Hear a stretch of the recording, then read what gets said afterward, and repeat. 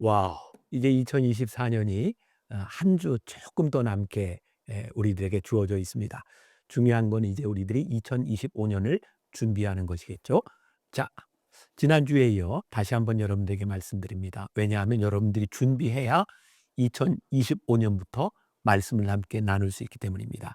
하나님의 시선, 이 묵상집은 사실은 오스왈드 챔버스의 주님은 나의 최고봉이라는 책을 바탕으로 해서 제가 해설집을 쓴 것입니다. 요약해서 365일을 가게 되는데 이 안에는 정말 주옥 같은 좋은 주제들로 가득 차 있습니다. 제가 몇 개만 여러분들에게 좀 소개를 해줘 볼까요? 1월 첫 번째 주제가 하나님보다 앞서지 마십시오. 아마 1년을 시작하는 우리들에게 제일 중요한 주제일 것 같고요. 마지막 12월에는 하나님의 평강이 임하셨습니까? 라는 주제를 가지고 또 한 달을 지나가게 됩니다. 굉장히 좋은 주제이고요. 특별히 365일 동안 우리 신혜라 집사님이 하나님의 숨결을 할 때 매일매일 묵상글을 읽어주셨던 것처럼 이 묵상글을 함께 읽고 제가 그 다음에 해설을 붙이는 그런 형식입니다. 하루를 하나님의 시선으로 시작할 수 있다면 얼마나 복된 한 해가 될 수 있을까요? 또 여러분들이 아마 많이 가지고 계실 것 같아요. 주님은 나의 최고봉. 이 책을 함께 보면서 이 묵상을 하면 참 좋겠다는 생각이 듭니다. 자, 늦지 않도록 잘 책을 구입하시고 365일 2025년부터 새롭게 하나님의 시선으로 시작해 봅시다.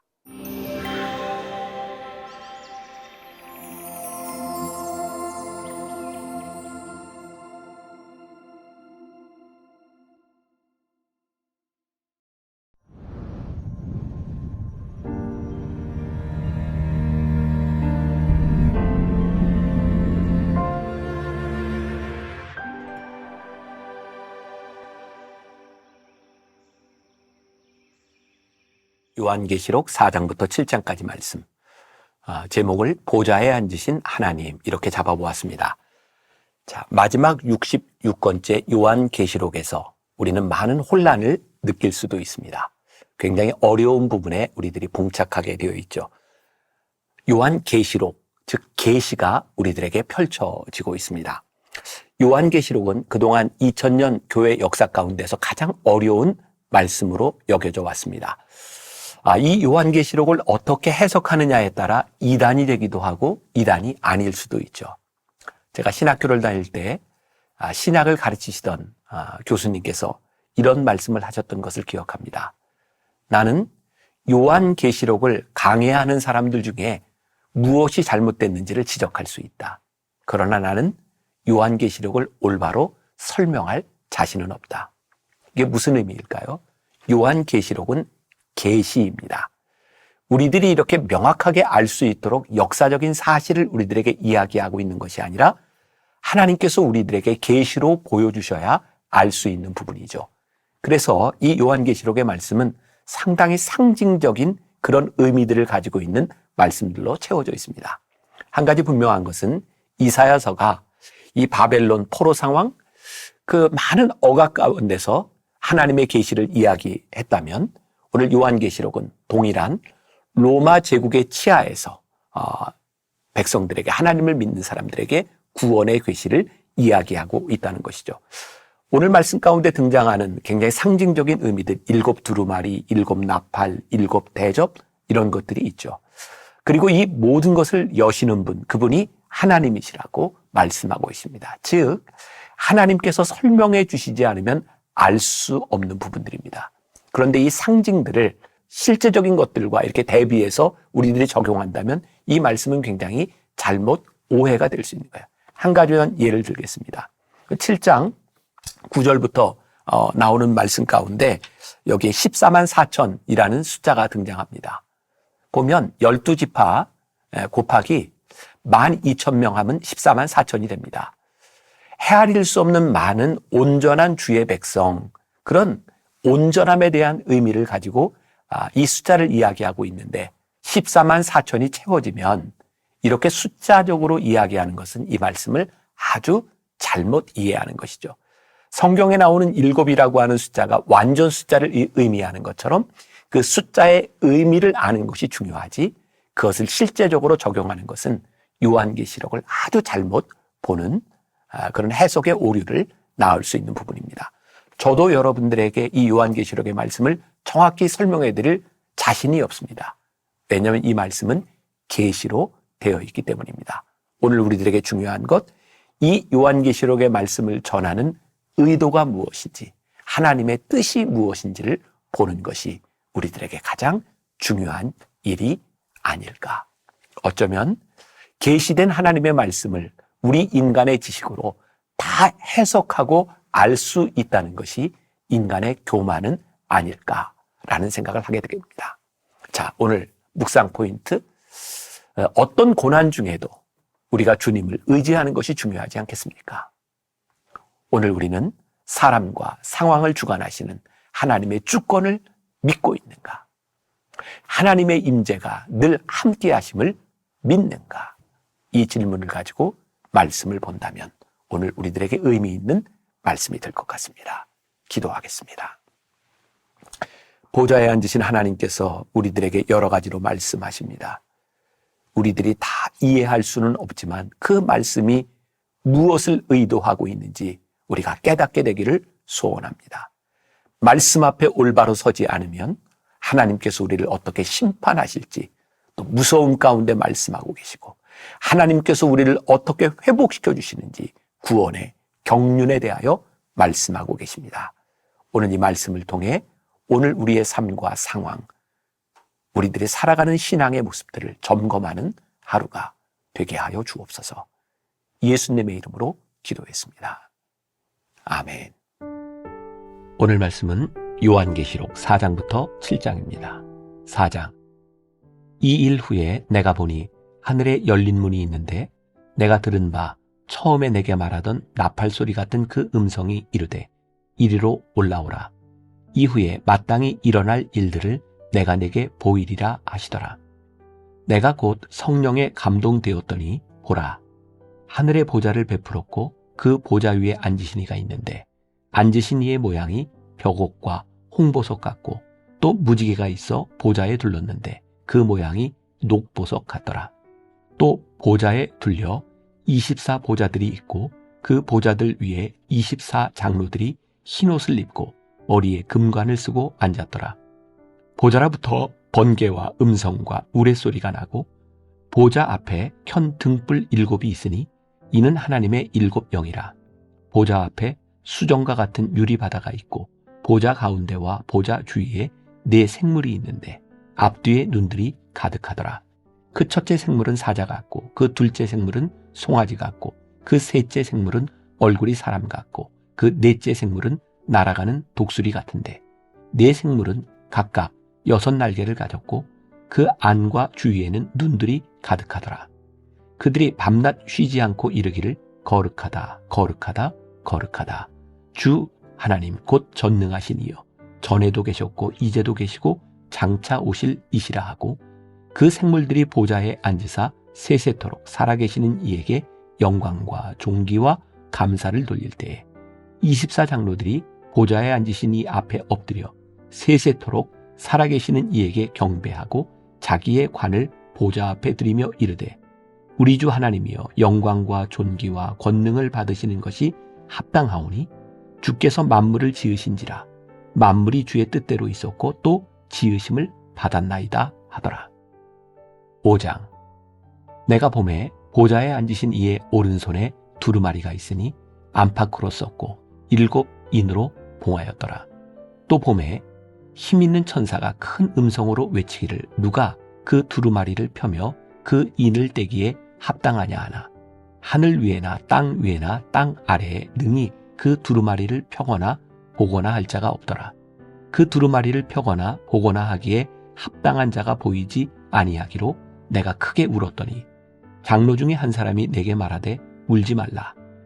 유대 지파의 사자 다윗의 뿌리가 이겼으니 그 두루마리와 그 7 인을 떼시리라 하더라.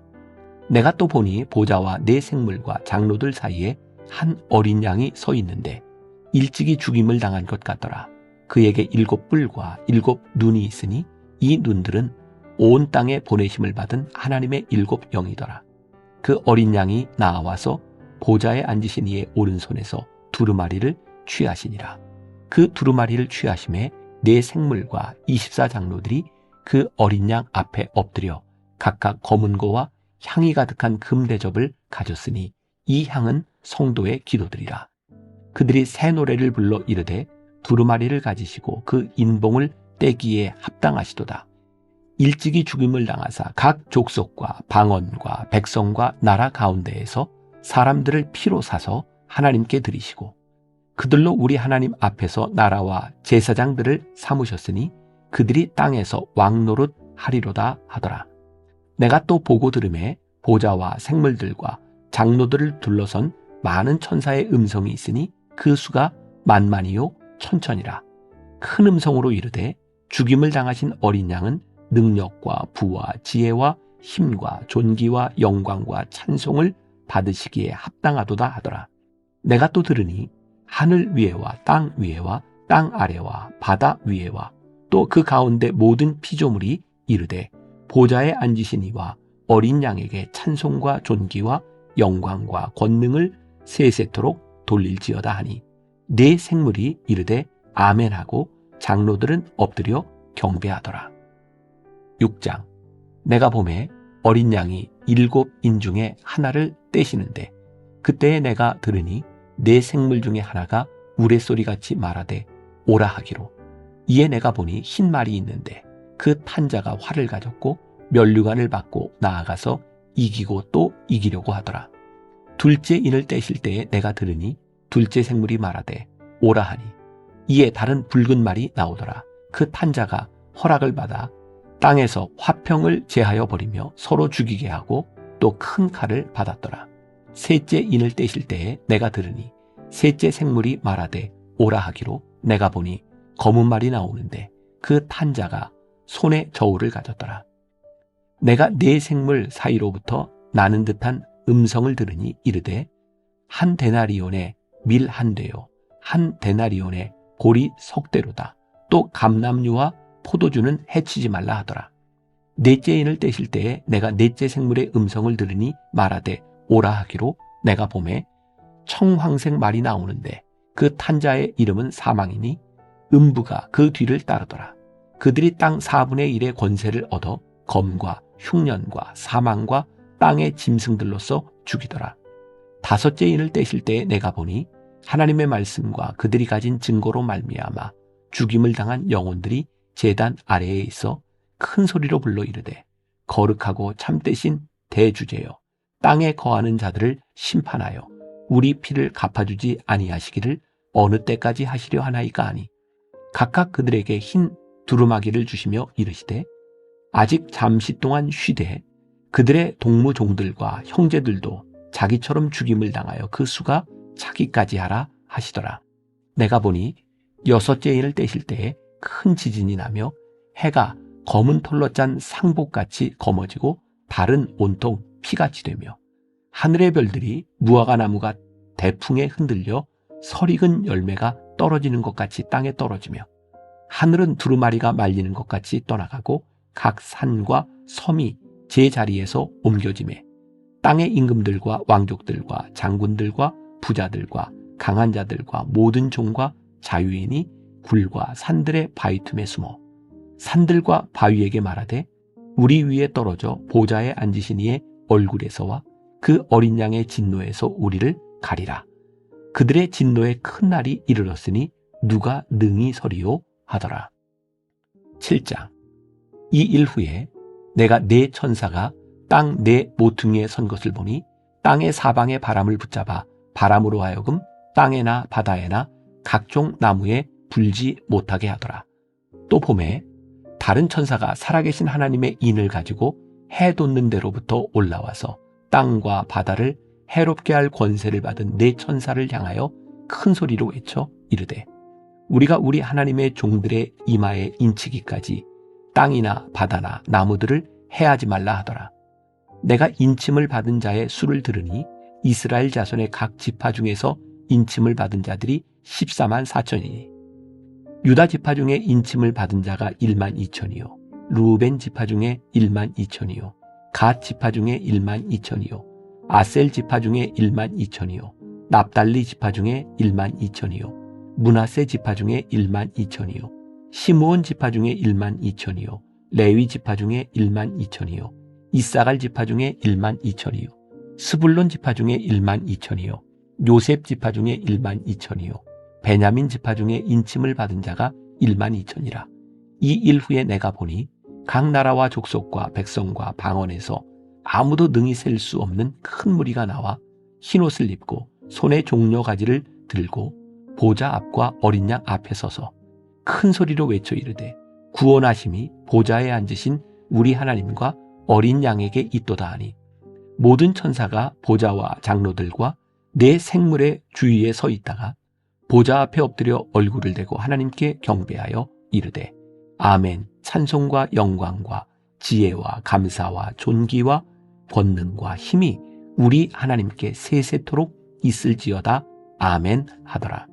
장로 중 하나가 응답하여 나에게 이르되 이 흰 옷 입은 자들이 누구며 또 어디서 왔느냐? 내가 말하기를 내 주여 당신이 아시나이다 하니 그가 나에게 이르되 이는 큰 환난에서 나오는 자들인데 어린 양의 피에 그 옷을 씻어 희게 하였느니라. 그러므로 그들이 하나님의 보좌 앞에 있고 또 그의 성전에서 밤낮 하나님을 섬김에 보좌에 앉으시니가 그들 위에 장막을 치시리니 그들이 다시는 줄이지도 아니하며 목마르지도 아니하고 해나 아무 뜨거운 기운에 상하지도 아니하리니 이는 보좌 가운데에 계신 어린 양이 그들의 목자가 되사 생명수 샘으로 인도하시고 하나님께서 그들의 눈에서 모든 눈물을 씻어주실 것임이라.